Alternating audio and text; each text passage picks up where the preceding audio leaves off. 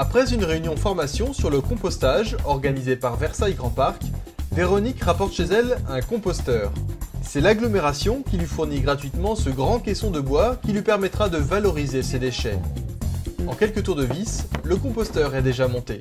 Eh ben, on va voir ce que ça donne dans quelques mois. 6 mois plus tard, Véronique utilise son composteur tous les jours. Elle y met une grande partie de ses déchets de cuisine et de jardin. Bien, je vais mettre mes petites épluchures d'ananas. Il n'y a pas grand chose aujourd'hui, mais j'ai tout coupé en petits morceaux pour que ça se dégrade plus vite. Des réflexes qu'elle a adoptés depuis sa formation, mais Véronique souhaite vérifier que le processus fonctionne correctement. C'est pourquoi elle a décidé de participer à une réunion terrain organisée par Versailles Grand Parc, qui propose un suivi personnalisé. Ce jour-là, elle accueille chez elle d'autres habitants de l'agglomération qui possèdent un composteur. Tous réunis autour d'Alan Legellou, spécialiste du compostage. Vous avez reçu un composteur il y a de ça quelques mois.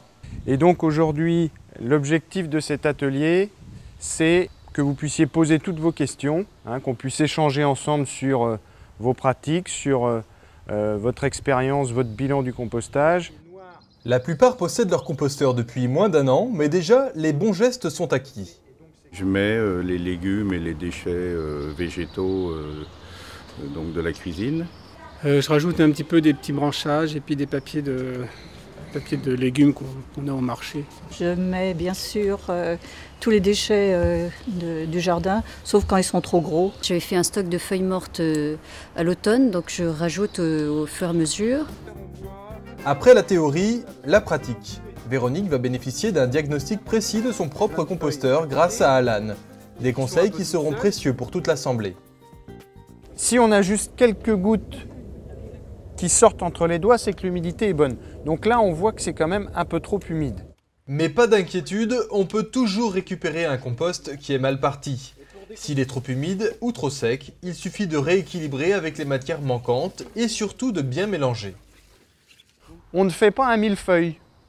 C'est-à-dire qu'on ne met pas une couche d'épluchures, une couche de feuilles, une couche de petits branchages. On mélange tout ça.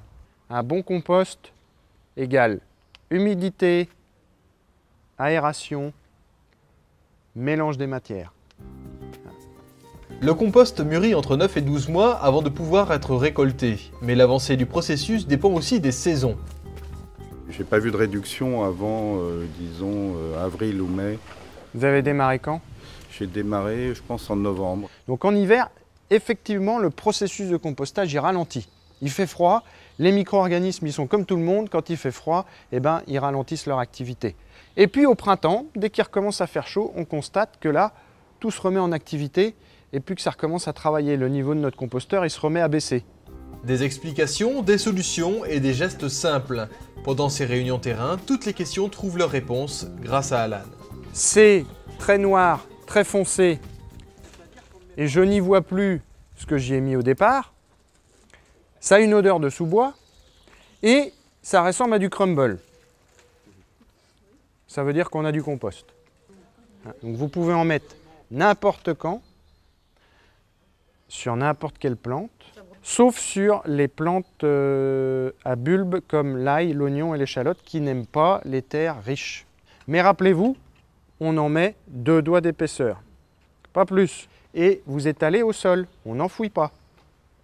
La réunion terrain se termine autour d'un verre et de quelques douceurs, le temps d'échanger sur les bienfaits du compost et de la réduction des déchets en général. Il faut savoir que 30% des déchets ménagers peuvent être compostés.